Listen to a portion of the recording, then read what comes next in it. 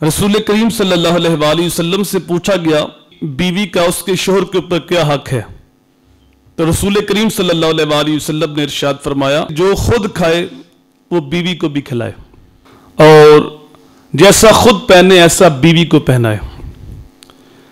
یعنی جس معیار کا کھانا کھانا وہ خود پسند کرتا ہے تو اسی معیار کا کھانا بیوی کو بھی کھلائے، اور جس معیار کا لباس، جتنا قیمتی لباس خود پہنتا ہے تو اتنا قیمتی لباس اپنی بیوی کو بھی پہنائے۔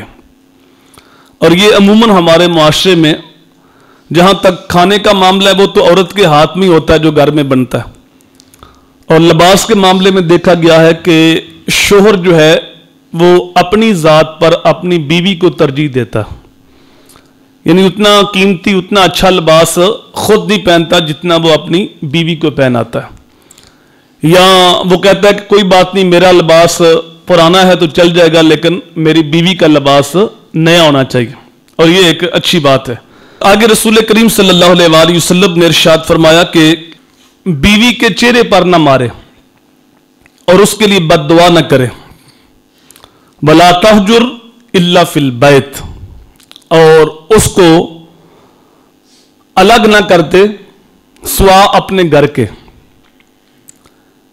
یہ قرآن مجید کا جو اصول ہے کہ اگر بیوی کی طرف سے نافرمانی ہوتی ہے یا بیوی کی طرف سے زیادتی ہوتی ہے تو شوہر کا حق ہے کہ اس کو پیار کے ساتھ سمجھائے، نرمی کے ساتھ معاملات کو سمجھانے کی کوشش کرے، اور اگر بیوی اس نرمی کو نہیں مانتی تو پھر دوسرا یہ ہے کہ اس سے علیحدگی اختیار کی جائے لیکن گھر کے اندر۔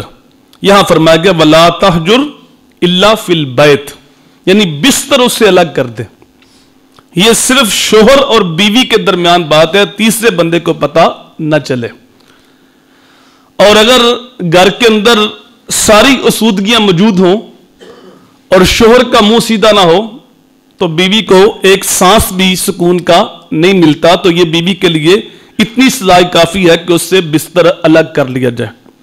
لیکن یہ نہ ہو کہ بیوی جو ہے وہ اوروں کو بتاتی پھرے کہ اب ہماری ناراضگی چل رہی ہے۔ رسول کریم صلی اللہ علیہ وآلہ وسلم نے جو اپنے گھر کا ماحول رکھا تھا اپنی ازواج کے ساتھ، ایک حدیث سن لیں، آپ کو پتہ چلے گا کہ یہ جو چھوٹی موٹی ناراضگیاں یہ ہر گھر میں ہو جاتی ہیں لیکن ان کا اسلوب کتنا پیارا ہے۔ رسول کریم فرماتے ہیں کہ عائشہ جب تو میرے ساتھ ناراض ہوتی ہے مجھے پھر بھی پتہ ہوتا ہے، اور جب تو راضی ہوتی ہے پھر بھی پتہ ہوتا ہے۔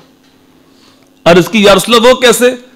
فرمایا جب ناراض ہوتی ہے تو بات کرتے کرتے قسم کی نوبت آتی ہے تو پھر تو کہتی ہے مجھے رب ابراہیم کی قسم، اور جب تو راضی ہوتی ہے تو بات کرتے کرتے جب تم قسم اٹھاتی ہو تو کہتی ہے رب محمد کی قسم۔ تو جب تم ناراض ہوتی ہو تو مجھے پتہ چل جاتا ہے کہ آج میرا نام نہیں آیا، حضرت ابراہیم کا نام آیا ہے تو کوئی معاملہ چل رہا ہے۔ تو حضرت عائشہ عرض کرتی ہیں آقا میں صرف نام ہی چھوڑتی ہوں ورنہ دل میں تو آپ ہی ہوتے ہیں۔ تو دیکھیے کتنا خوبصورت انداز ہے کہ رسول کریم صلی اللہ علیہ وآلہ وسلم کو پتہ ہے کہ ناراضگی چل رہی ہے لیکن کسی تیسرے آدمی کو نہیں پتا۔ یہ نہیں کہ فون کر کے اپنے میکے بتا دیا کہ اب ناراضگی چل رہی ہے، سہیلی کو بتا دیا، بلکہ واٹس ایپ کے اوپر جو ہے وہ دائیں بائیں بتاتی پھرتی ہے کہ آج کل ہماری ناراضگی چل رہی ہے۔ تو یہ کوئی شریف لوگوں کا کام نہیں ہوتا۔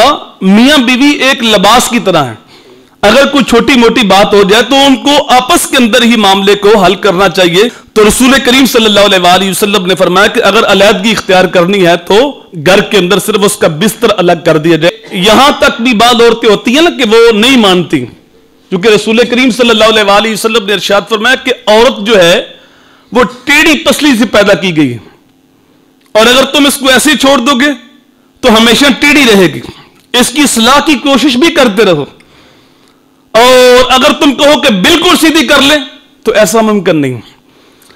اگر تم بالکل سیدھی کرو گے تو فرمایا یہ ٹوٹ جائے گی اور اس کا ٹوٹنا طلاق ہے، تو پھر تمہارا گھر اجڑ جائے گا۔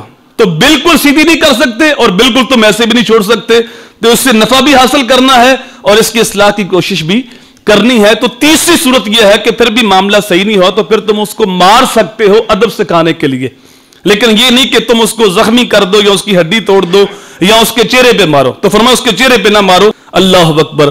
تو حکمت کے ساتھ اپنے گھر کو چلایا جائے.